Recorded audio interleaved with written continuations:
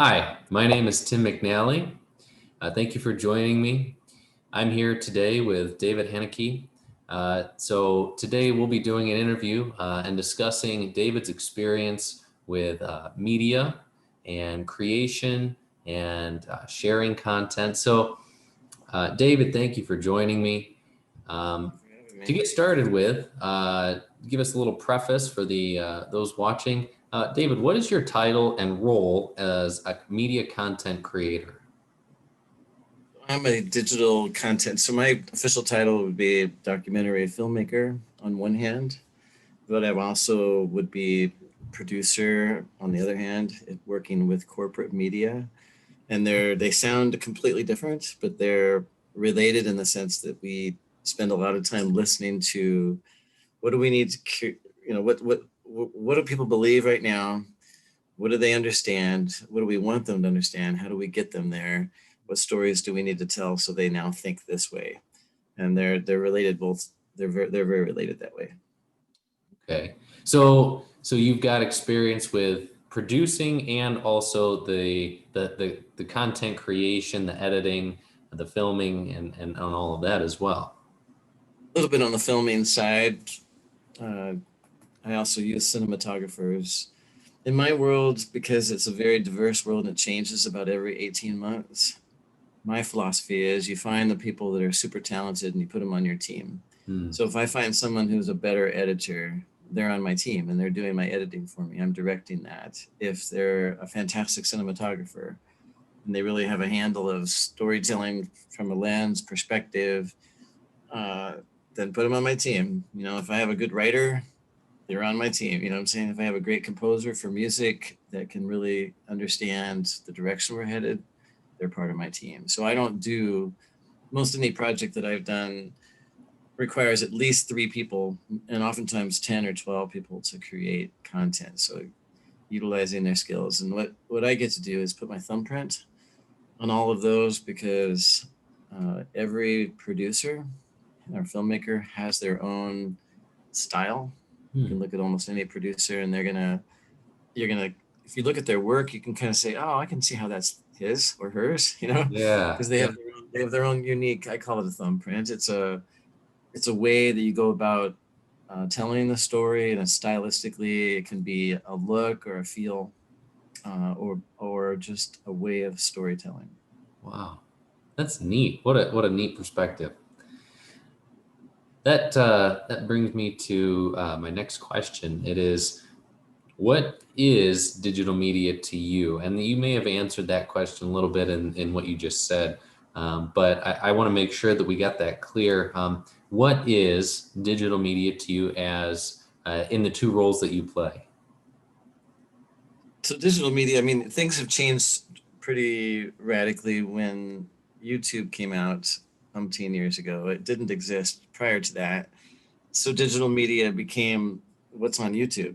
Digital Mhm. media is any like if you look back at the way that we produced, um, uh, we used tape back in the day, Beta SP. Before that, we used 3/4 inch tape, and then it became digital production. So the advantage with digital production as opposed to tape production is that you can uh, edit quickly. You don't have to actually literally take a piece of film and slip splice it and put another piece together. And so the terms A roll, B roll actually came from taking those things and splicing them together. That's kind of how that worked. Oh, And so they still use that term, even though you really you don't have like tape that you actually cut together.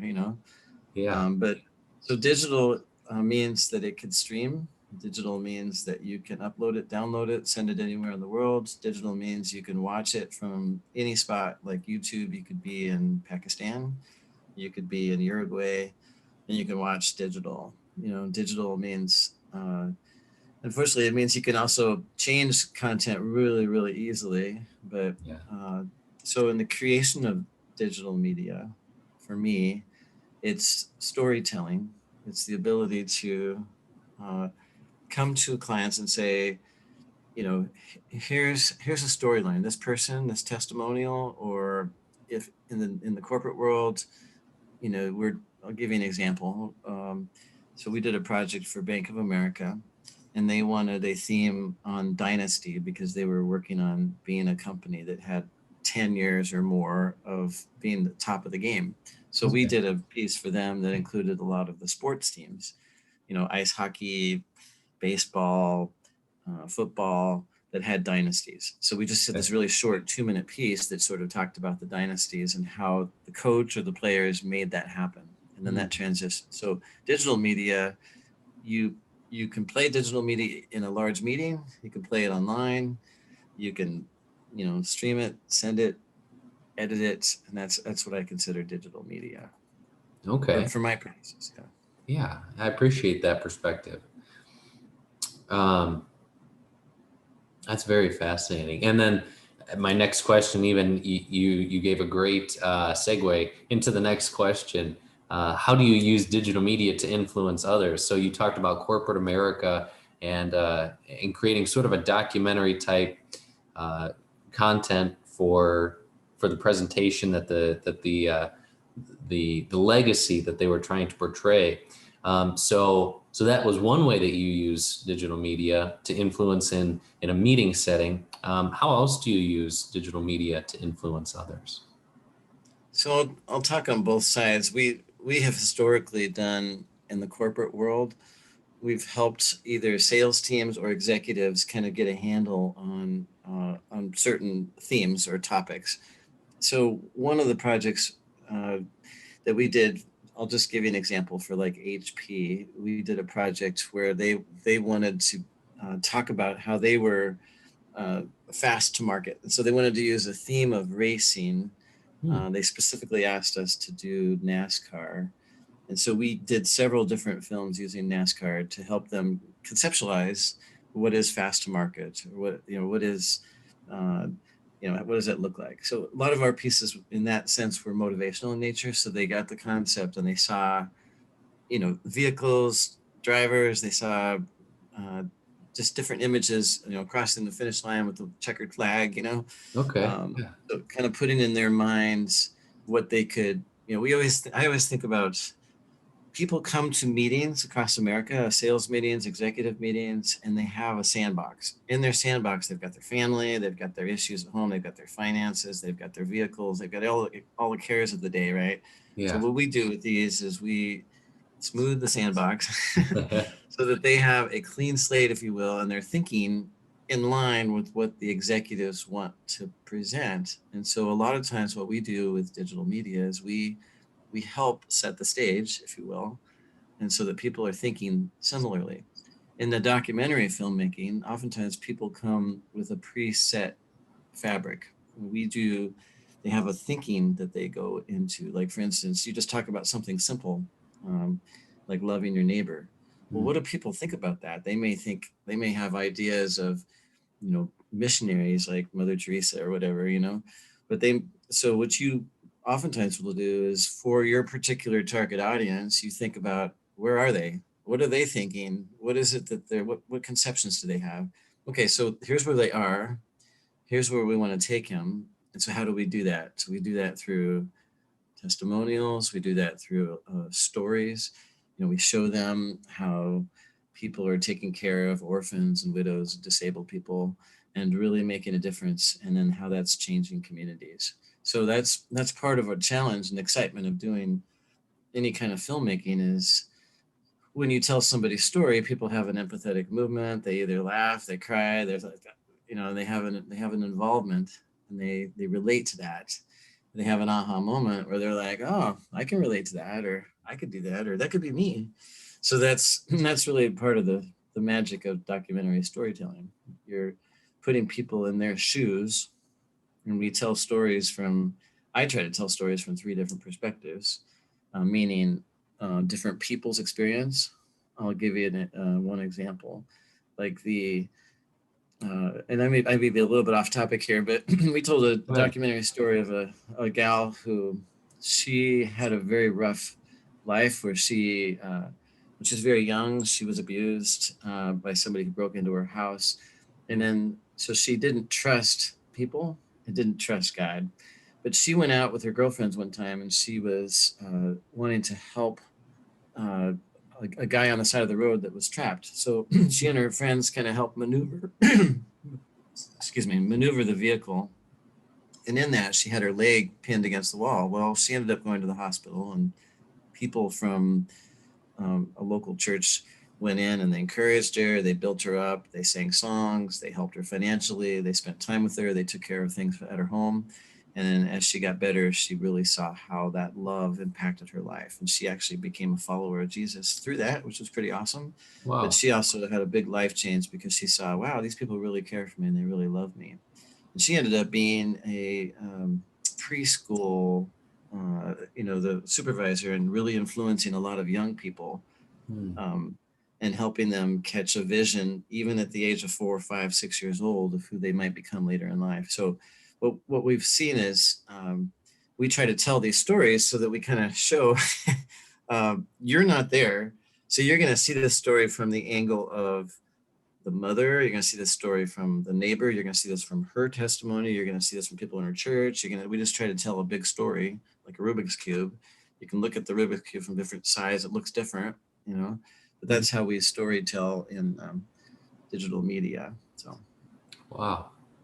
That's very fascinating. And um, just to kind of repeat a few aspects of that back. So it sounds like you are, your goal is to find the language of your target audience and speak their language, and not just speak absolutely. their language, but speak it in such a way that you pull an emotion out of them, and you have you have an idea of what feeling you want them to feel, and you use your media to communicate in such a way that it evokes that emotion within them, and causes them to feel, maybe what, in the sense of that story, those people, the audience, can become empathetic with the person in your story. And so it's down to every detail of shooting the scene a certain way, and saying whatever needs to be said in the film a certain way, and then on all of these different aspects of the digital media, to convey this message in such a way that it pulls on the heartstrings, and it's more than just the message. It's more than just information and facts, but it's the emotion behind it, and it's the heart of the story.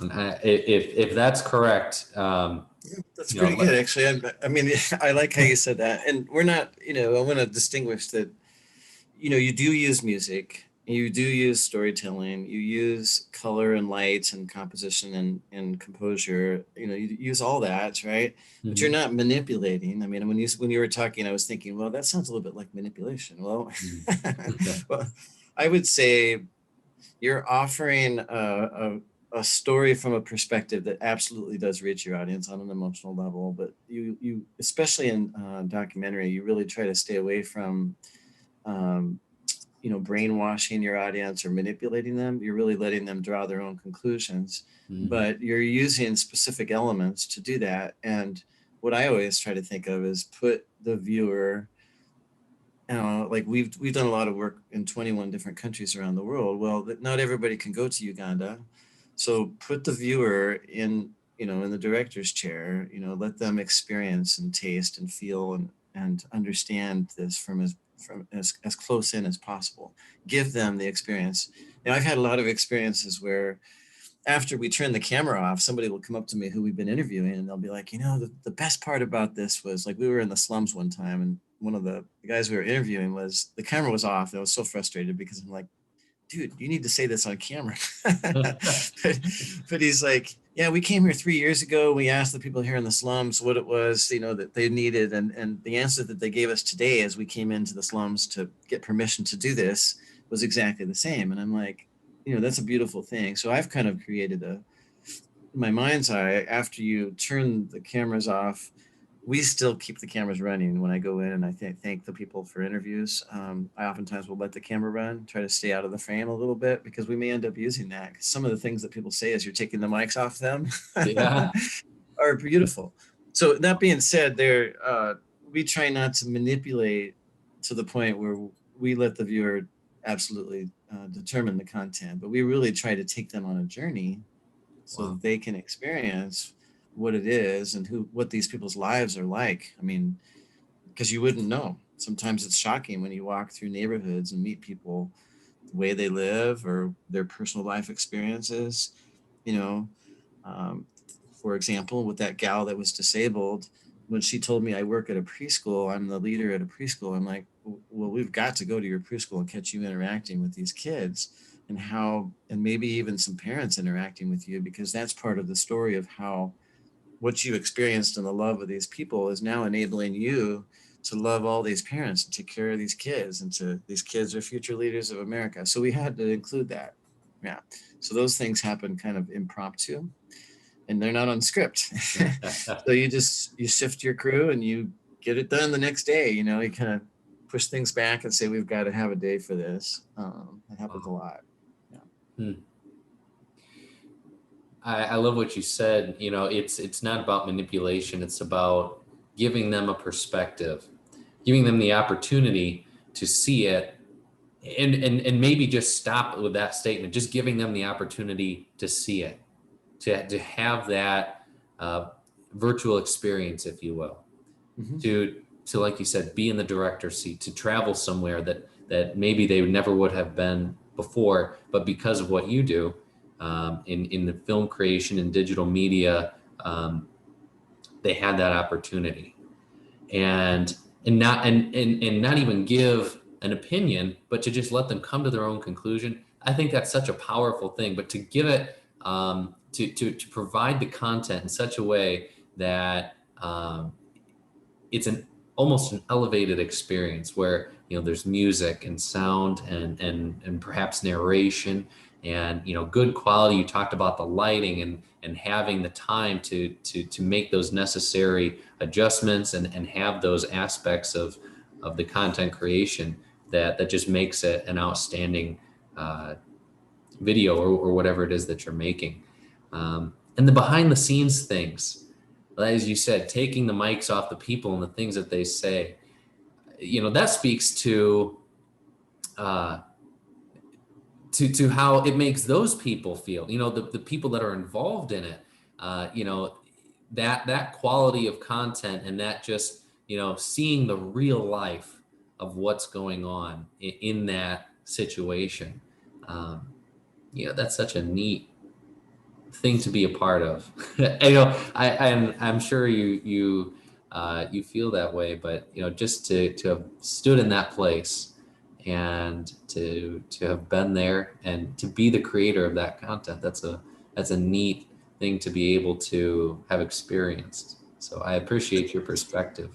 Sure, it's an honor to be in those situations. It's their story. I can give you one example. We were in a country where they don't ever tell you that you're wrong, and so before we ever go to someplace to do a documentary, we put together a script which contains the stories of the people, and it contains the overall emphasis. After you do a lot of research, you find out, okay, this is what people don't know, this is what people don't understand, and here's kind of the result we're looking to create, right? Well, we put this script together in Kenya, and when we got there, our hosts just kept driving us to these places, and I'd be like, okay, this is interesting, but what are we doing here? He's like, just turn the camera on. And he would be showing me things and people and experiences. So we would shoot these things, and they just didn't have a culture for telling you that you were wrong. So what they would do, they would show you what the real story was. And so we would be shooting these stories of micro businesses, of how they were helping, people get started in small businesses in these areas. And none of this was on the script. I'm like, what are we going to do here? So we shot it. Every time we got into the taxi cab with 30 people, we'd shoot that experience. Every time we got out to a new location, we would try to, and they would be showing us how they helped poor ladies get businesses started with goats, and so we just kept shooting it. So finally, when we got done, we were able to actually tell stories. But there is an impromptu element of that. But just from what you were saying, there's oftentimes adjustments that you just make on the fly with those. But you try to be always always willing and gracious, you know. So anyway, that was a little tangent, but it's just interesting to see every culture is different. So Wow. That sounds like an adventure for sure. Um, that really leads into my next question, which is our third question. It says, "What do you enjoy about digital media?"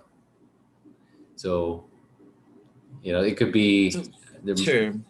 whatever. Yeah. What would your answer be Well, to that? so one of the best compliments that we can have is when our content is used for, so you create content that has sort of a shelf life of like 3 years in your mind's eye. So I'll give you two Okay. examples, one on the corporate side. So we created a video for the state of Arizona Supreme Court. So I don't know if you've ever served jury service, but they had just a really awful video for jury service. And so we applied and got selected to tell stories. And we were thinking, let's just do man on the street interviews about what it's like to take a day off when you've got a job and you're a teacher, and at first you think it's ridiculous and a waste of time, but then when you get involved in the judicial process and help make decisions as a jury that's impartial, how rewarding it is. So we brought a lot of creativity to the scene, uh, and that was supposed to have like a 3 to 5 year shelf life. Well, it's 14 years and they're still using the video, so that's a little Wow. embarrassing because some of the sideburns and the clothing, but the fact that we're honored that every day thousands and thousands upon people in the county or state are actually watching this orientation video with all these testimonies, it's an honor. So, and then the same thing with a lot of the documentaries. So 14 years ago we created documentaries, and they're still being used to this day, and so that's a really big honor, uh, to know that in countries around the world, and by tens of thousands of people have seen these, and they're actually making decisions based upon what we created back then. But what it says to me is a couple things. Is one is we had some sort of a pulse. You never really know, some sort of a pulse on when we were gathering our information for writing the story. We have some sort of idea that permeates time. It's not just something that lasted for that 3 to 5 years. It actually, here we are 15 years later, and they're still 14 years later, and they're still um, it's still making a difference. It's still encouraging people to do things, or to take action. In the case of loving your neighbors, we've made newer videos, but those older ones are still being used, and people just they understand it, and so that's an honor. That's probably the biggest honor, in seeing that content being used. And then there've been occasions I haven't got to see a lot of audiences. Like I'm not able to go to the jury orientation video every day, but I did get to go one time, Hmm. and I actually made a cameo appearance in one of our productions, the one that's 14 years old. Yeah. And so when I got on the screen, I just kind of looked around. I was like seeing if somebody would notice me, So, but sort of did the Alfred Hitchcock thing because we needed some extras, in a scene that we had, and I was, I said, well, I'm just directing. I can actually step into a scene. So funny thing is, I hear from friends that go to or jury orientation, and they'll text me. They're like, I saw this video down. Did you produce this? You're in the video. Of course, the people that are in the waiting room waiting for the jury, they don't know me from Adam, but that's kind of fun too. So I don't put Yeah. myself in many of Wow. them. That's kind of fun. There's some Well, moments. yeah, I count myself fortunate enough at this point to not have had to serve on jury duty for the Okay. aspect of that. It is an inconvenience. However, hearing you explain the jury duty process makes me feel a little bit better about it. So I haven't had the opportunity to view. The video that you created, or to have the honor of serving on jury duty. But hearing you explain it makes it sound much more important and honorable to do. So I appreciate that. if I ever do get called to jury duty, I'll think of it as more of an honor and less as a pain and inconvenience. Um, but that's a neat thing to have that, to where something that you created is being used and it's been used for years. That I believe that speaks to the quality of the work that you do. So thank you for sharing that. And so you talked about the honor of your content being used and being used over the course of time, and it that speaks to the quality of your content and how that you feel fulfilled in that. Now, contrary to that question that I asked, what do you enjoy? What do you dislike about digital media and content creation in digital media? So one of the harder things in this industry is that technology changes so often. So I've been in the industry now 20 years. And so I'd say we've gone through three really large revolutions of content, to the point where it's almost difficult to make investment decisions on gear. So for example, uh, the way, back in the day, you'd have these very large lighting setups to be able to capture any kind of stories, and almost anywhere you went, you'd have to take, portable light sets, and they were heavy and they were clunky and they were hot, and you had to make sure you didn't plug in too many in wherever you were shooting, because they would blow the fuse and then everything would go down. You have to wait to get, reset all the circuits. So now you don't even really need lights, because you've got gear that has the capability for turning the ASA up to 700,000, and you can just get light without the need of that. So you can shoot natural light in almost any situation. So I'd say there's a like and dislike for that, is that we've we've not been able to really invest, and it's just very expensive to invest in gear, because by the time you end up getting gear, let's say you invested in lights, well, 6 years later you don't need lights anymore. you know you invest in a really expensive digibeta system that's $100,000, and all of a sudden they don't use digibeta anymore. So 6 years goes by, it's gone. So when the way that we store things, I have some G drives, um, and they're spinning hard drives, right? Okay.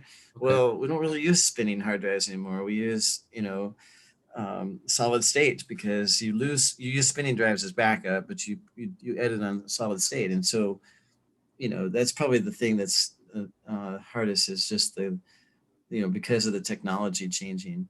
We've gone from VHS to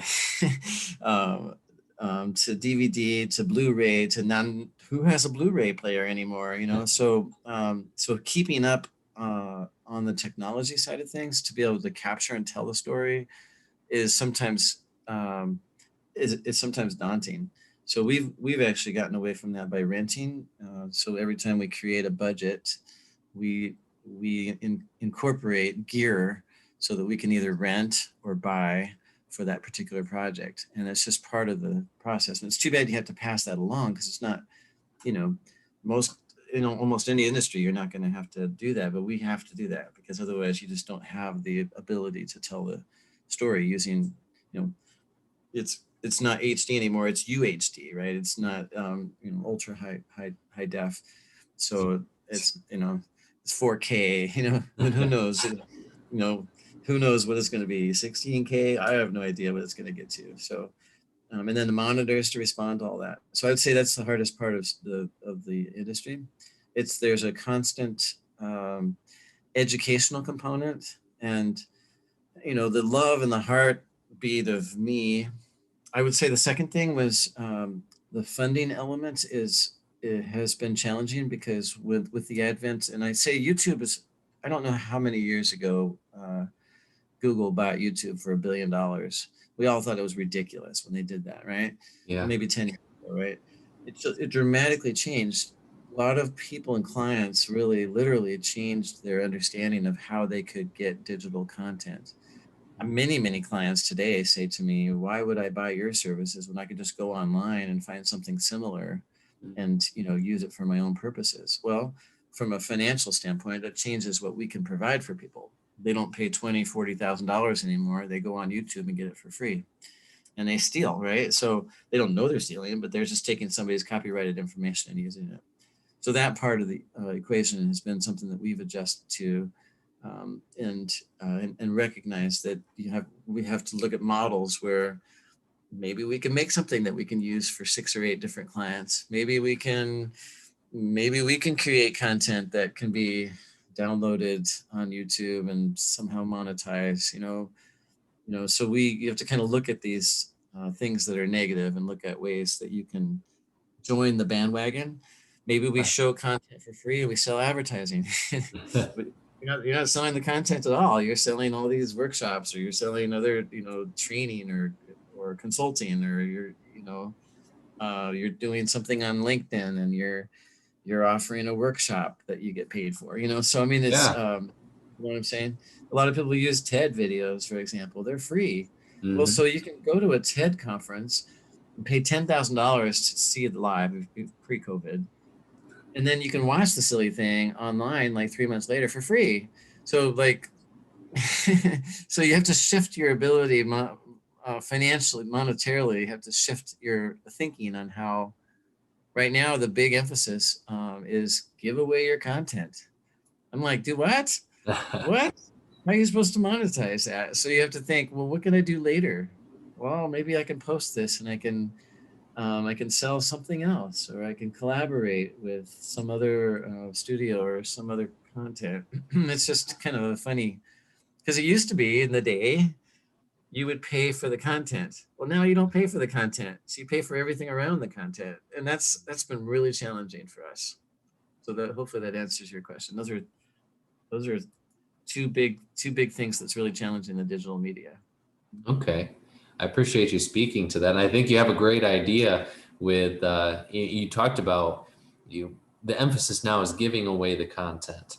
But how can you monetize around that? You talked about selling the advertising and, and the consulting and, as someone who has years, you said 20 years of experience working with film and working with content production and creation, you could teach seminars, so I just want to take a moment and encourage you, you know those ideas you had are great. Take it and run with it, because I think that people would appreciate that. I appreciate it, and I'm not even in the film creation industry. I don't create films.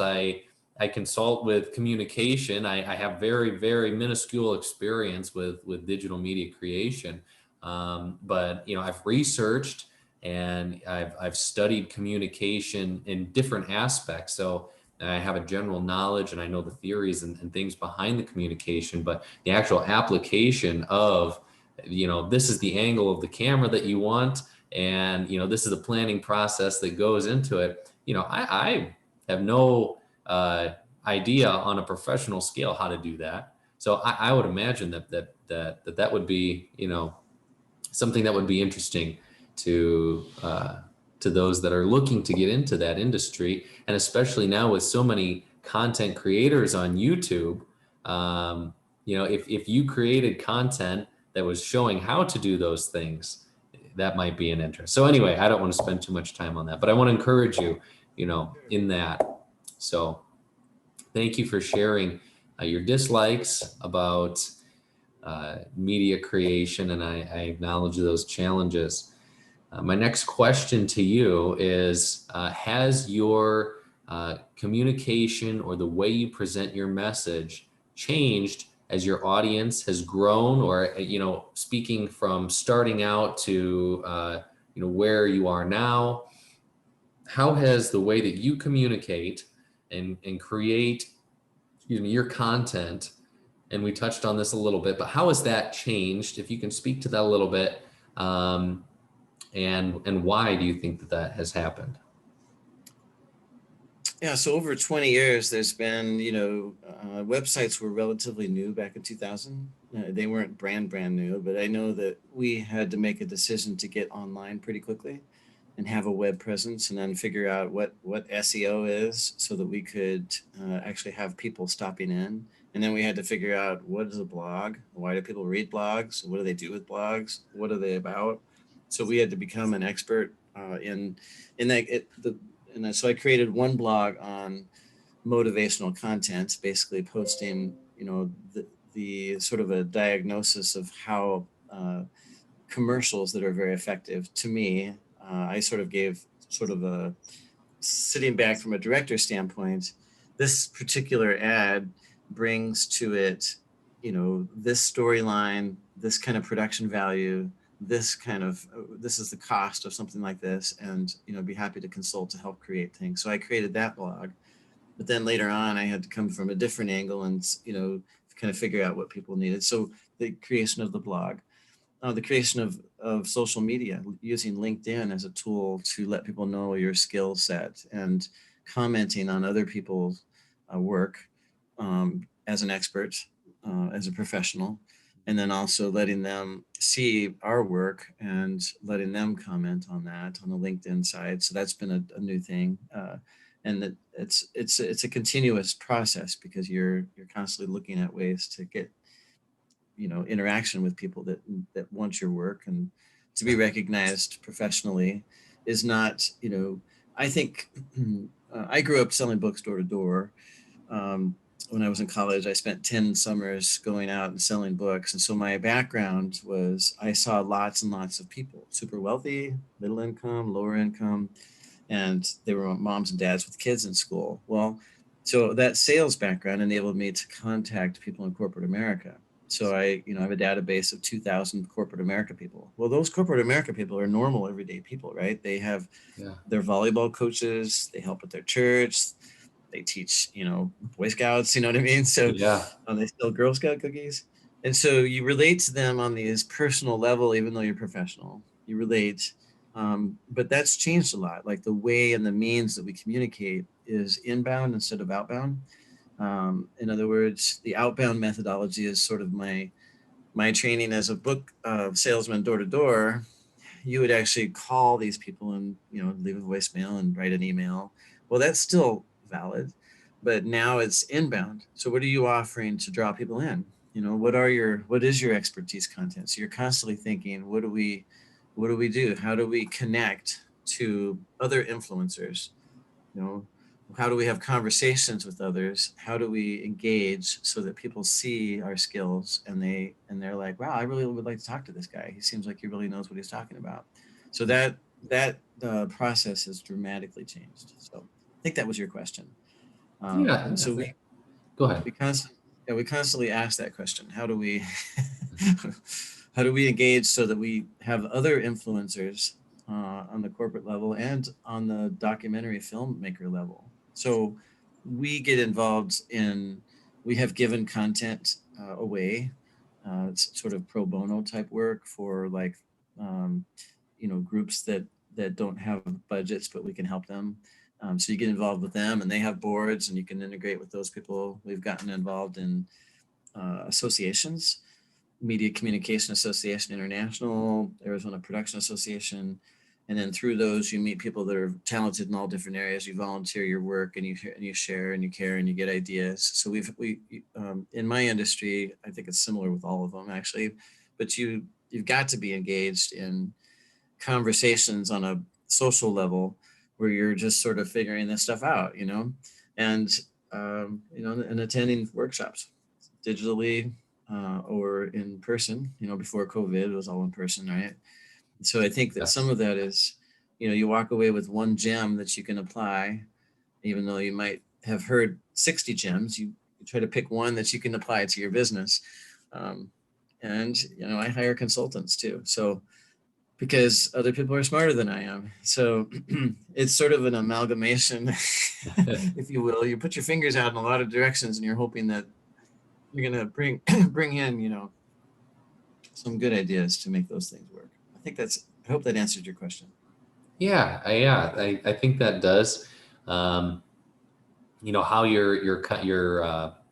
how you make digital media content and how that has changed. So, over the years, you discussed earlier, you talked about how you used to use the reel and the film reels, and now it's ultra HD, and even to what you were just speaking about, your sales methods, your experience when you were younger going door to door, and then now how that has changed, and now you talked about giving content away and how you're drawing in your audience by what you are giving away. And then once you have their attention, then you can have a discussion with them. You can give them an offering and see what kind of deal can be struck. That's fascinating. And um, you know, change is inevitable. In order to stay relevant, we have to continually change. And so I think that that's a big reason why, is just because things are always moving forward. And so, it's any successful business person knows that. I'm sure you do too. That need to continually change and update. And as you talked about earlier with your equipment, updating and the frustration behind, once you update, then it seems like there's something new to update to. And so you've adapted by renting and using equipment in that way, so that there isn't that cost of continually updating and buying new equipment, but when it's necessary, planning for that in the budget of your content creation. So I appreciate you sharing those insights. I believe those will be valuable for anyone watching who's interested in creating content like that.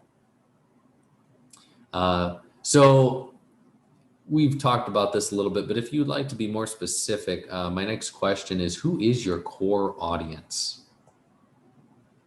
So we have two. You always want to figure out who your people are, right? So, in the 20 years that we've done business, for 19 of them, our core audience has been the VP of marketing, the VP of sales. So, if I were to create a caricature of that person, they're very intelligent, they're very outgoing, they're very savvy, they think rapidly, they're interactive, they're people. Mm-hmm. And so we've spent a lot of that. I'm naturally drawn to those people. They're very easy to interact with. The hardest thing in the world is just getting time with them, right? And Yeah. so, but those changed. And when we started in the business, we actually worked with a whole. Of course, it depends on the size of the business, but we worked on the CEO level. So a lot of the businesses that we've worked with over the years have been sort of launches, or have been newly acquired divisions of companies. Okay. So, and so as sales organizations get started, they have some foundational things that they lay, and so we worked with a lot of those groups. But we've also worked with 21 Fortune 500 groups. But within those, you've got thousands of VPs, so we can't just be a vice president. And it used to be the VP of sales, but that's shifted. I would say probably in the last 7 years, the VP of sales has sort of taken more of a role of inbound, outbound sales, and less a role in the creative. So it's become sort of a marketing role. Okay. And then on some organizations, we work with the graphic designer. We work with a group called Microchip in town here, and she's responsible for all the user conferences. And so that person, so sometimes it's not, you can't just put like one little box out there. We've actually got about 5. Okay. And then on the side with documentaries, oftentimes we work straight with the president of the organization. Sometimes we get brought into into the audiovisual group that may not have the capacity to work with us. We work with the audiovisual group in the state of Arizona. They have their own green rooms or green screens to do interviews and things, their own capacity. But when they needed some higher end type stuff, they came to us. I mean, I literally ask people when we work with them, why won't you just do this internally? Because I want to get past that objection, right? I don't want Yeah. them to I go through all this work and a proposal and putting all these ideas together, and then they're like, we're just going to do it internally. So we get to kind of root that out early on. Yeah. So those are all different groups that we use. We early on in our business, we did a whole lot of business with the internal production groups. Like in MetLife, we've worked with the internal production groups, and where we really shine is where either the internal group is so busy that they can't handle it. They don't have the bandwidth to handle the content. So we're like their right hand. We love that situation because then we become sort of an extension of their internal production group. And that happened to MetLife with both print and video. Um, or they just aren't quite that. They don't have those capacities internally. So that's it's changed. We see a shift. You're asking who our clients are, but we see a shift about every 8 to 10 years. We've seen this shift where people bring everything in and do it internally, and then every about 8 years later they'll basically outsource everything because what'll happen is the gear and the cost and the experience and all the training, so sometimes the internal people are so slammed that they can't figure out what to do. They finally get they hold on, and then they like, we can't do this anymore, and we can't do the UHD, or we can't do streaming, or we can't do virtual meetings, or we can't do, and they're sort of stuck. So they come to us. So they outsource for like 5, 6, 7, 8 years. And then they're like, we could do that. We could just bring all that internally and save tens of thousands of dollars. We don't need production companies anymore. And they bring it all in. They Wow. spend 200 grand and they bring it in. We've seen it in Safeway. We've seen it in UPS. We've seen it in a lot of companies where they bring it all back in house. So those are always, when you ask about who we work with, those are things that we keep on our dial. We haven't worked so much with the internal group anymore. We really work more with the VP of sales, Okay. or VP of marketing. Sorry about that. No, yeah. And on the documentary side, the president, because he or she has the vision of what the organization's doing, where they're going, and what they want to accomplish, and what the downsides are. So that's always been a challenge to be in touch with that person, just depending on whether it's a small, medium, or large organization. Wow. So yeah, it's been interesting. You Yeah. know, Wow. Hey, it changes. It doesn't stay, by the way. You can't like set it. It's a moving target. yeah. And I want to point that out, that having been, in the industry for as long as you have, and you can recognize that cycle. And so for someone coming into the industry, that is, such an important thing to recognize.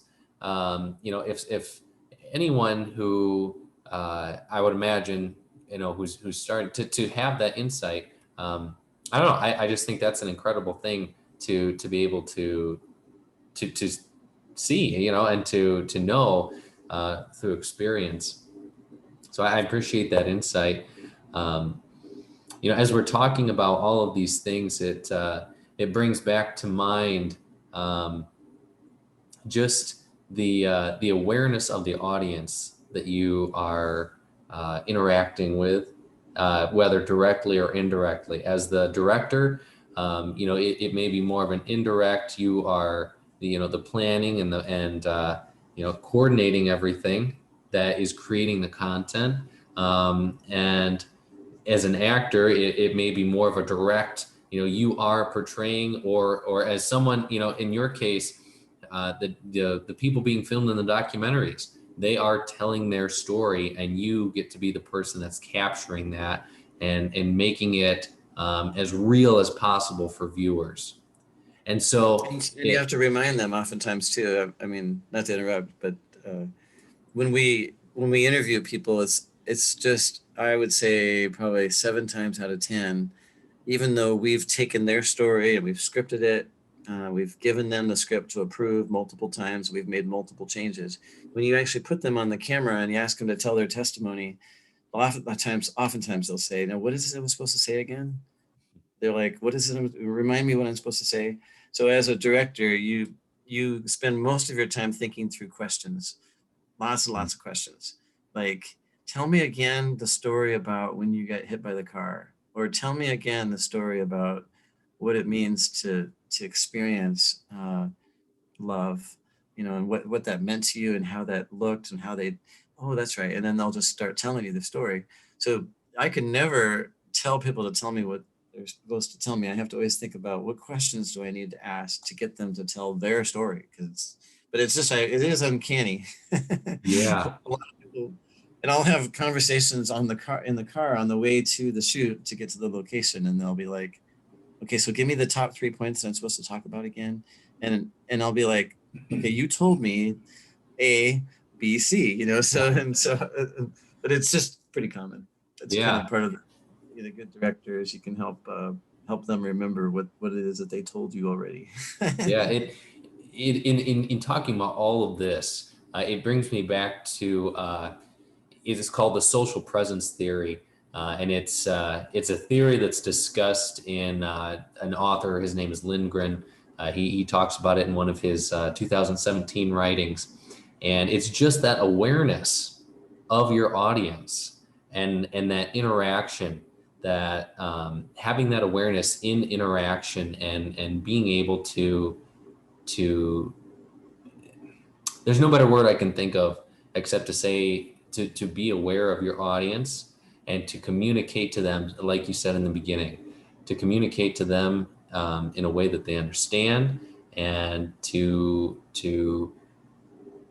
listen until you understand what they are communicating to you. And I think part of that is like what you said, asking questions to find out the story, so that way you can discover and help them rediscover their what it is they're trying to communicate and what you're helping them communicate. Um, so I just had to share that because this is what's coming up for me, and so I appreciate you listening. I'll ask the next question. I appreciate everything that you've shared so far. This is wonderful. So, how many times a day or week do you share content? Either social media content, or when you're creating these films and this content, how long does it take to create this content, and how many times do you share it once it is created? So, if you could just speak to that a little bit. So there's two different sides of what you're talking about. One would be after you have created something, how do you go about sharing that, and how is that distributed? The model of the movies, oftentimes major motion pictures that you see, whether it's Transformers or the next version of Star Wars, whatever. They go through iterations where they go through multiple audiences to kind of get approval, and then they grow from regional, local to regional to national to international, right? And so there's sort of an approval process along the way for a lot of distribution. People movies don't get into major motion houses without that kind of process. And in a similar way, you know, you can kind of bypass that these days by using things like LinkedIn and YouTube, where people can see things. But we will oftentimes uh, create specifically for those audiences, and the audiences are mostly our clients' audiences. Okay, and so they're distributed specifically to meetings, gatherings of 250 people here and there, whether it's corporate or documentary type productions. And for instance, the documentaries are used among in a region. We might produce something in Mexico City, and that content will be shown to people in Central and South America. We might produce something in Hong Kong, and that's going to be used in China, in those regions. And the reason that is because people would watch something. Somebody from Mexico might watch something that was produced in Hong Kong, and they'd be like, "Well, that's really great for the people in Hong Kong, but that's not going to work here in Mexico." Yeah. So that's why we do a lot of regional production in different countries, is so that people that are there can relate.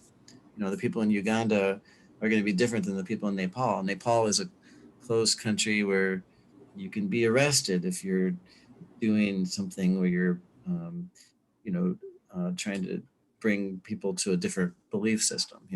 So there's just different considerations for different regions. And so on the corporate side, we use corporate meetings, and then after the meetings, they're available for on recordings. So you'll need to ask me your question again because I got a little distracted.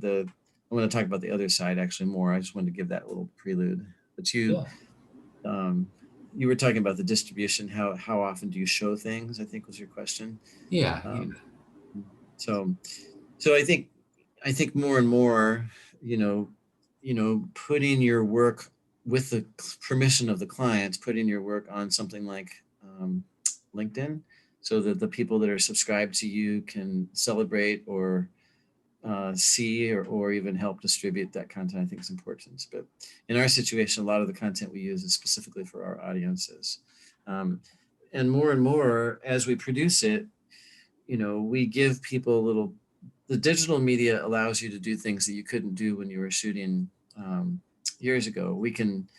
I can actually, um, so we can do something like this. In Mexico City, right now, you can actually travel from the United States to Mexico. So we can actually go down there and shoot. But we might, at the end of the day, when we're uploading all of our digital content to a backup drive, I can actually send a clip from the day and send it to back to my client and say, what do you think of this? This is what we shot today. This is a testimony. What do you think? More specifically, we do things like when we were in Nepal, I needed to get translations. So we would take a clip of an interview and I would send it to the translator, and overnight he would translate it and bring it back to me so that I knew that we got what we needed, or I had to shoot again. And so those kind of things are very helpful. A lot of our clients like to know how you're doing. As you start editing, they want to see rough versions, and that's a really tricky thing because the rough version it doesn't have subtitles, it's not edited, it's not color corrected, it doesn't have music, it's raw, and it's oftentimes quirky, and they'll write back all these things. Everything you send to them, you have to give them a disclaimer. Please remember, you asked for a raw cut, and so the transitions are going to be weird, because when you do a lot of editing, you cover things with graphics, or you cover things with B-roll, applicable footage to kind of cover cuts, and then you do a lot of audio magic in the background to take away all the cuts and blips and all the stuff that happens. And Yeah. you don't see that when you watch a good film. You don't see any of that. So, but it's just important. Some clients want to see the rough cuts along the way. So those are things that we do. And you can always post rough cuts. You can put them onto like a place, we can send them digitally through Gmail or whatever to Google, and just let people see and make sure we have approval on those things. But it's been very helpful digitally to get the approval. We get sign off before I do any audio sweetening, we call it. I always get the sign off because I want to make sure they're happy with the overall content. Before I do any music composition, I get the sign off. Before I finish any project or leave a country, I get the sign off to make sure that we have the interviews and the storyline that we talked about. If I'm in a country where, um, you know, and so those are all very helpful. If I'm in a country where the content's changed, I will just make sure that we have a full story. And so those are things that you can do.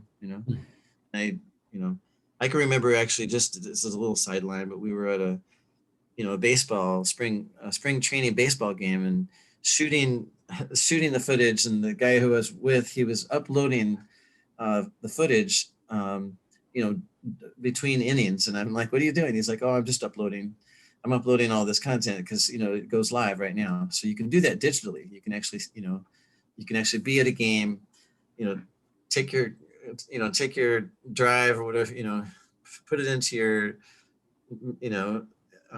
devices connected to the internet and shoot it up, and then they can have it within 10 minutes of you shooting it, which is kind of cool.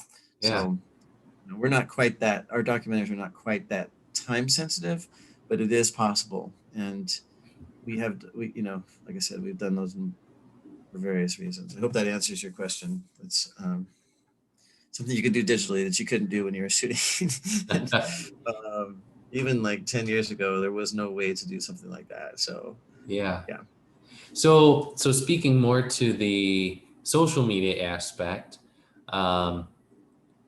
you talked about LinkedIn and several other platforms that you use.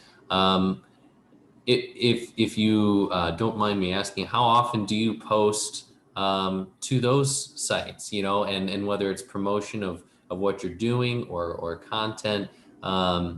Is it daily? Is it weekly? Is it monthly? And what does that look like for you? I wish I had an answer. I don't.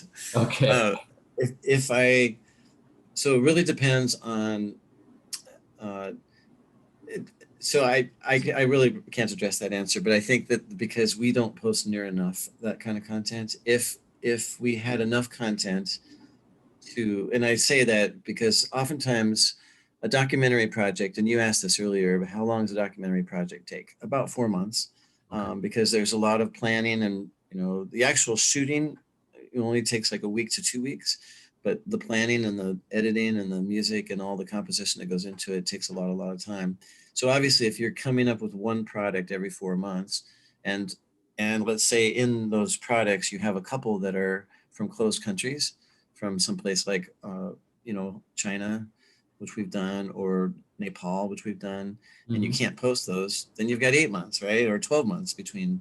And so, how often are you posting? Well, I can't post raw content. I might be able to post a little piece here and there.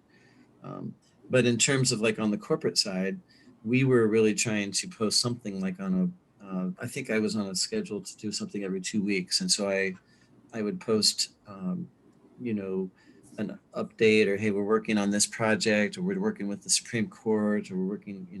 But again, we have a lot of NDAs where some of our clients don't want their clients and their competitors to know what they're doing. Okay. So we can't show that content. I And I see. also we've worked with licensed materials, and this is um, where we have licenses to use NASCAR footage or Formula One footage, and tell stories from a corporate standpoint that we can't post online because we have a license on the music and the content to only be able to show it at a meeting and maybe put the finished product up. So those are just things to take into consideration.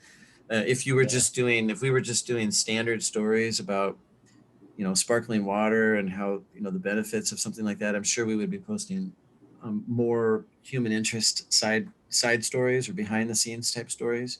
And but I would say every 2 weeks is a good model, and we've had to think through that because I think originally everybody wanted you to post every week, and then it became every month, and then it's sort of like how much. But some of that deals with your brand. Some of that deals with what what you think the people that you're uh, uh, tied in with on LinkedIn are really wanting to know. And I think Okay. there's some surveys there that need to be done to Yeah. people to say, would this kind of content be of interest to you? So I would leave that to someone who's more of a marketing specialist, but I do know that people are interested. I'm Yeah. interested in seeing my colleagues work, but most of the time they produce, because we're a little bit protective of our the type of work we do. We tend to want to publish finished work as opposed to work in progress. And the behind the scenes things might be interesting to like a student, or maybe even a few targeted things for clients that we want to help educate them in terms of the process. Those might be things that could be done maybe on a separate channel, but the finished products, um, you know uh, for us would be about once every 4 months. So Okay. if we had more projects going, we would publish them as they came to fruition. So Okay. Yeah. Okay. I don't know if So, that helps. um, it sounds like perhaps because of the content that you create, especially speaking to the documentaries, that's a little more sensitive, and your clients, because of what you're creating and who you're creating it for, you're not able to share as much as perhaps someone who's creating content in a different way or for a different client.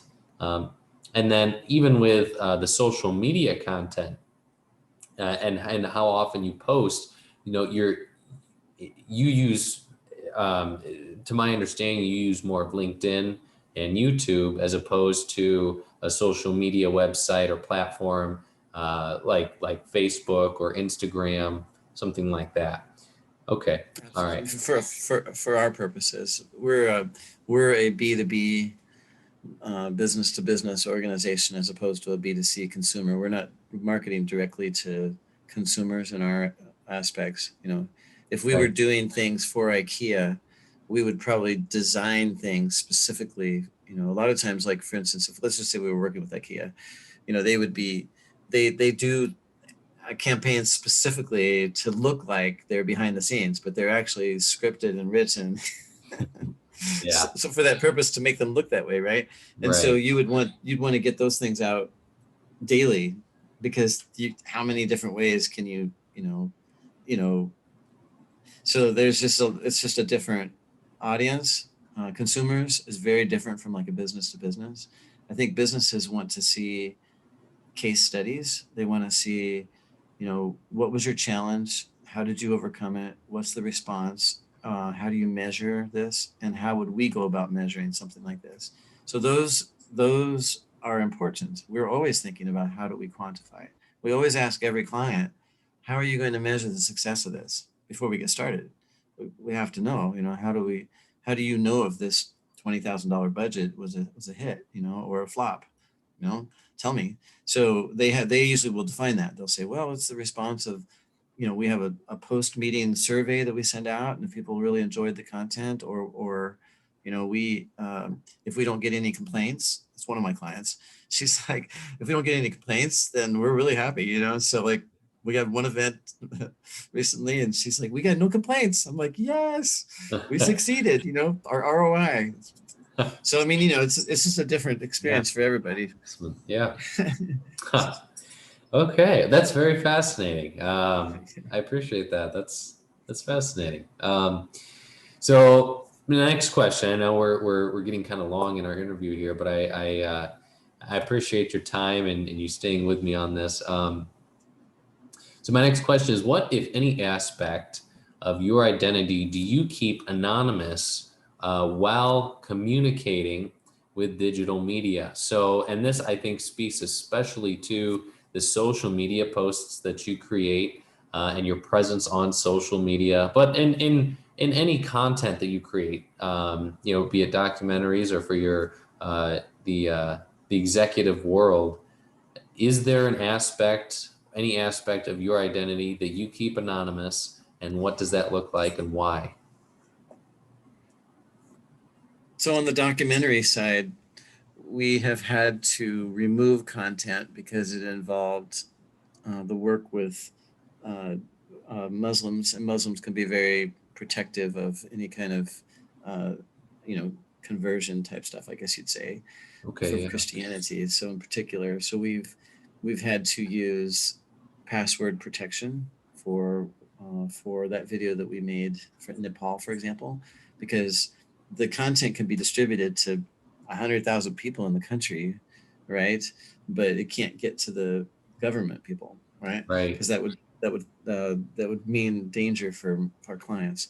So that's right, the anonymity of that is more on my client's side, but our client was actually in the documentary, so we can't hide that. We just have to keep it password protected. So okay, there's and so there's that aspect. I think on the anonymous side, it's on the corporate side, it's more of an NDA type thing in our industry, like a non-disclosure, where we commit to not sharing certain things.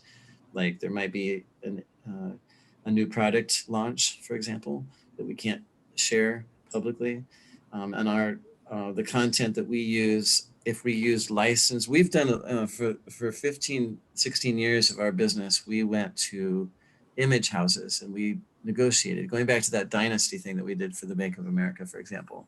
We licensed footage from hockey games. We licensed footage from football games, and that sort of thing is not really anonymous, but you really need to pay attention to licensing rights to be able to utilize that. We license music from APM, for example, and they're one of the largest houses, and so you just have to pay attention to your license and request, or pay attention to those things. You can't post some things on YouTube because they will ding you, or send you a copyright violation. And so interesting. that's more appropriate for what we're doing. We Okay, just have to be conscientious of who we're talking to. um, we did an interview the other day, and we had to decide that we weren't going to actually distribute it online because it could put the people in danger, because they were talking about content in countries that were closed. And so we just have to be conscientious of that, and make yeah, sure that we're not hurting or harming or even future generations we can't put any future generations in harm's way. So those on anonymity or decisions to create content that may go out over the airways one time, but not on the web, we have to be conscientious of those things. So that's kind of my answer for that. Yeah. Okay. Yeah. So it sounds like it's more of your your uh, your clients or those like in the documentary side, those that are in the documentary that you're protecting and you're keeping their identity anonymous, as opposed to you as the producer or director of the production. You're not as concerned about your anonymity or identity because that's not really an issue. Is that what I'm understanding? As long as I'm protecting my clients and taking care of them, correct. I'm not concerned about me. If I get real concerned about me if I violated, because Of course. because I would become, you have this little meter from here to here on trust, right? And so if the trust meter gets violated, then I'd be really concerned about my reputation and things. But the Yeah. anonymity, at least to my knowledge, it's more the anonymity of my clients for their because of their participation. And we get licensed release. We get release forms from all of our clients to make sure that we have permission to use their content. But we do have to be aware of that. And then working with licenses, like, we for instance, we licensed a Celine Dion, God Bless America, for a cave in Missouri. They have some stalagmites and stalactites, and they have this area that's kind of a wall inside of a cave, and they have an amphitheater built into there, and they had sort of a tribute to Americans veterans that we created for them. Well, Celine Dion, she's kind of protective about her music, and so we have to license. We have to be, that can only be licensed. I can't actually show people that piece unless I just send them direct a link, but I can't put it on YouTube because she doesn't want her work out there to be you know seen unless we pay big money. Okay. So we licensed it for the use in the venue, Okay. and then it can't be used outside of that. So those are examples of what we have to pay attention to. But the anonymity aspect is, it's more of a, yeah, it's more, like I said, on the client part. Wow. Wow. Yeah. Cool. That's a neat perspective. It's different than perhaps someone who is a YouTube content creator and who's posting videos of, say, themselves or their content, and as their audience grows, they have to be careful of how much information they want to share of themselves if they want to use their actual names in their content creation on their sites. And so that's an interesting perspective from your angle as the content creator, but as protecting uh, your clients and those in your content that you're creating. So I appreciate that perspective. So we're getting down to the end of our interview here. We have just 3 more questions. And the next question I'll ask you is, what role do you play in producing the media? And I know we've discussed this a lot, but what type of content do you create, and what is your job in media influence? So I think more specifically, we'll focus on that last part of the question, is what is your job in media influence? So how do you feel like your job influences those who watch your content? So that kind of goes back to what I was talking about earlier with Thumbprint. With, for instance, one of my clients has hired about 6 different producers to do their content, and they've ended up using their content once or maybe twice, in a year, and then they throw it out. They throw it out, essentially, don't use it ever again. Mm. And so our goal, even though my goal when I was asked to create a 5-year content and it ends up living 15, which is good and bad, right? Yeah. And uh, what I bring to the table is a thumbprint that takes into account things like, we are very, I've been able to assemble a fantastic team to help to really understand the message that we need to communicate in a documentary about loving your neighbor in some place like Uganda, for example. we've been able to create something that was so well taken that people in uh, Mongolia wanted something translated so they could see it. People in China wanted it translated so they could see it. People in South America wanted it put into Spanish. So I can't like assume that I'm a content creator that has influence, but when the content is good and when it's used over and over for groups of 250 in settings around the world with leaders and pastors, then that becomes influential. Am I directly influencing that? Absolutely. From a standpoint of I'm putting the emphasis on script writing, I'm putting the emphasis on music, I'm putting the emphasis on integrity in the story. I'm actually trying to weave together multiple stories so they make sense and so the viewer can understand it and grasp what it is that's being said. They walk away with an impression, with an emotion, with a decision to go and do something like our the actual intended response from a lot of videos I create on the documentary side is I want people to say, I can do that. And then they go do it. Okay. So am I having an influence on 100 or 1,000 or 10,000 or 100,000 people? Absolutely. Do I know that influence? Not necessarily. I'm told by several people around the world, and I'm told by the president of the organization how effective it is. And I'm told um, by how long these presentations live and how many countries they're used in. So do I have a control over that? No, my job is to I'm a Christian, so I do my work for God and for my client the best I can, and hopefully through that my thumbprint goes out and it influences people. That's how I see influence. Could I be recognized one day as David Haneke, you know, documentary filmmaker that has this marvelous thumbprint? Yeah, absolutely. But is that my goal? No.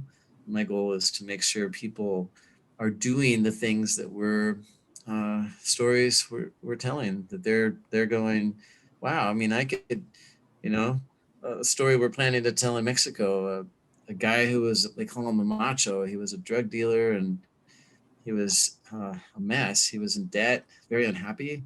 Some people from the church came in and they prayed for his neighborhood and they met him, led his heart to follow Jesus, and then he changed. And then as a result of him being changed and being mentored, and he went into his neighborhood and said, I've got to figure out a way to help these young boys growing up not to be like me.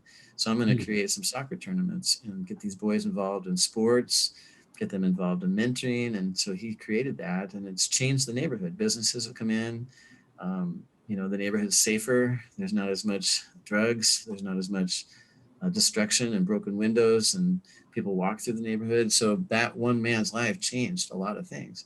So we try to tell those stories that influence not just that region, because they already know the story right there, but everybody in that area from Central America down that sees that story, they're like, we could pray, we could do soccer tournaments, we could mentor, we could help neighborhoods become safer by caring for some of these boys and their single moms. And so anyways, those are the kind of things that I hope to do through influence. Do I know the influence? No, but do I take a lot of care in producing these things? Absolutely. Do I put the best people on my teams that can help me communicate this? The best cinematographers, the best editor, the best composer. Absolutely, because that's my thumbprint. Yeah. I'm a general contractor that pulls together all these creative resources to tell the story. We kind of, you really don't want to stand out. I mean, I joked about being a cameo, in my own production, but that's one time. Okay.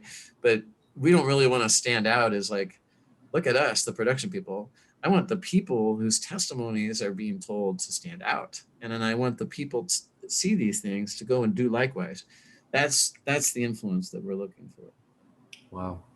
That's neat. I love the influence that you are attempting to make, and I believe you are making. That's a beautiful purpose and mission to have that impact, to make the world a better place, essentially.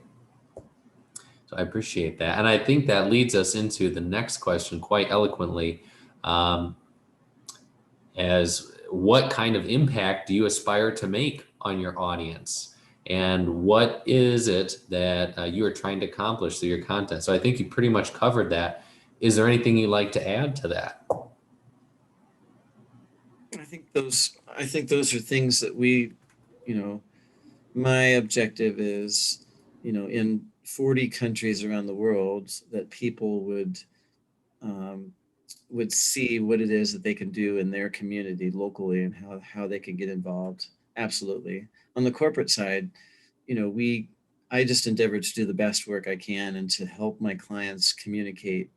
It's a much shorter, like a, since these are annual meetings or annual, um, that's changing uh, to virtual type meetings, but every year or every quarter has a different emphasis. And so for that time frame, whatever it is, a quarter or a year, it's to help them to engage their people, and to get buy-in so that they do what the vision of the company is doing.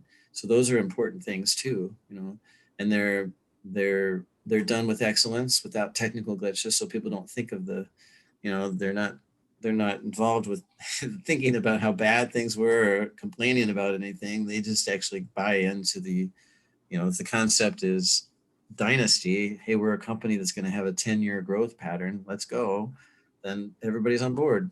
So it's Hmm. just much shorter time frame and focus. That's Yeah. So going from the executive or the high end business of short term, a business meeting aspect, and where you're creating an attention grabber and something that is going to get people to have buy-in and something that they can relate to. Whereas in your documentary creation, it's a 4 month project, but that's something that's going to last, potentially years, maybe even decades. And so, the just the difference in those different realms, if you will, of media content. and you're And looking at what the response is. The goal is never to look at the production itself, because that vanishes. There's an impression that's being made, whether it's on the corporate side or in the lives of the people that view these documentaries. There's an impression that creates something in their soul that makes them want to go do something. So that result and the response of that result, whether it's making the community safer, um, changing lives, or whether it's making the company, shift and do something that's going to make it more efficient or more profitable or whatever that is. Those are the results we're looking for. I joked about the fact that nobody complains. Well, it's not just that. It's, we made the graphics and the decor, if you will, and the presentation. The music wasn't too loud. There was nothing offensive. There was, we spend a lot of time thinking through all those things, right?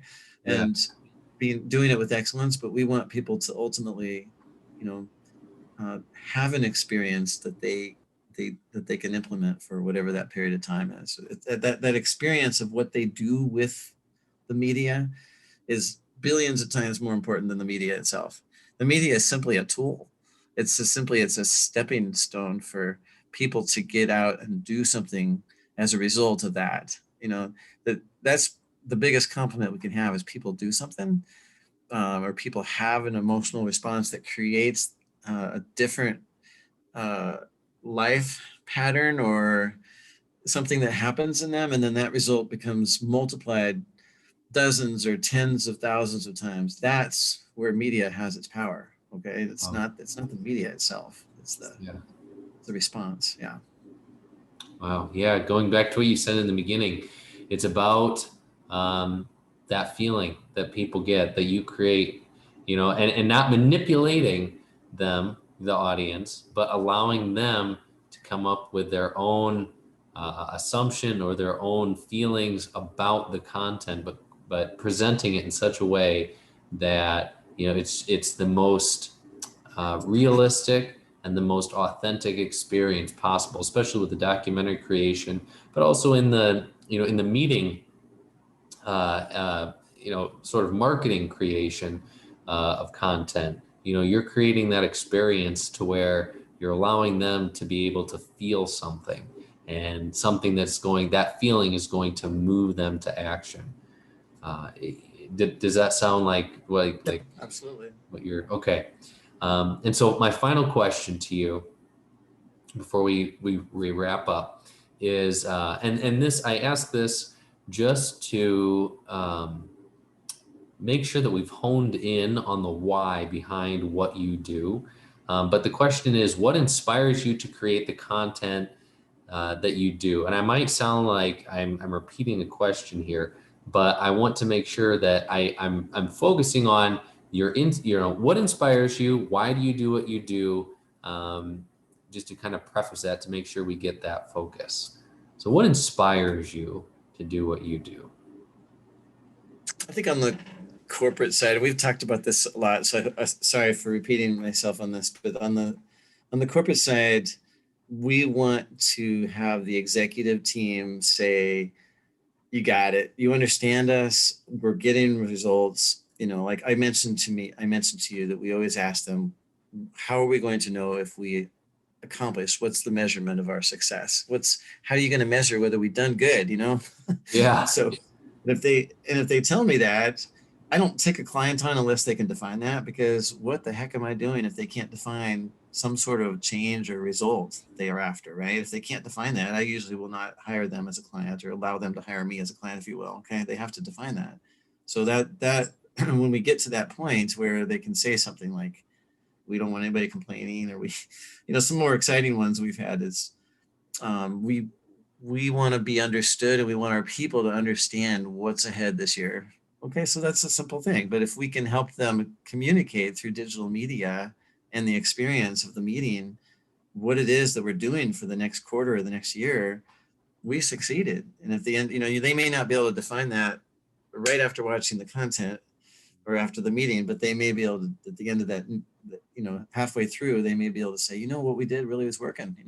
What we kind of, those seeds we planted is good.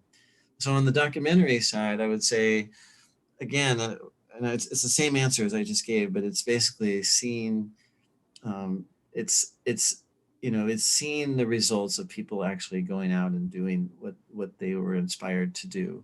And in the case of this one client that I'm working with, it's loving your neighbor. So if we're seeing, let's say, we show something in to 250 pastors, if you will, in Mexico, okay, and we're seeing people in Honduras, Guatemala, and all these places, and things are starting to happen, and communities are starting to change, and we're starting to see a response to engaging, then that's going to be great. Some of the things that we do, we plant seeds. I remember I used to listen to Dennis Waitley. He's a great. He worked with Nadia Comaneci and our astronauts to get them to the moon, and he would say, I'd like to plant seeds of trees under which shade I'll never sit. Oak trees take a very long time. And I think in some sense, the work that I do in the documentary side is like that. We plant seeds. I don't know how long it's going to take for those seeds to grow. It could take 2 years, 5 years, 10 years. It could take 20 years. I could be dead. But if I've done something to influence that community, or dozens of communities, or hundreds of communities, that's awesome. So that's the kind of thing that excites me, getting on the short term. The corporate side is very short term, but on the documentary side, it can be very, very long term, and it's very exciting, very fulfilling. Yeah. So I'll summarize what I'm hearing you say. It's the action that is taken. It's that moment when people just get it, when they figure it out and they understand it, and then that moves them to take action. And so that's what drives you. And whether you see it or not, believing that what you're doing, especially for the long term, like the documentaries, believing that what you're doing is making that happen, is making people move to action, and sparking that inspiration for them. So in essence, you're inspiring others, and that's what inspires you. That's a good summary. You did good, Tim. Thank you. Thank you. So, I try. But yeah, anyway, so that's all the questions that I have for you, David. I appreciate you meeting with me tonight and doing this interview with me. For those of you that may be watching, I appreciate your time in watching this. If you are interested in learning more about communication and would like to talk to me, there'll be a link to my website in the description below. And David also has websites and social media platforms that you can view his work. That'll also be in the description. So thank you for watching, David. Thank you again Thank you, Tim. for our It's a pleasure. conversation. And yeah, thank you again. All right, bye-bye. Thank you.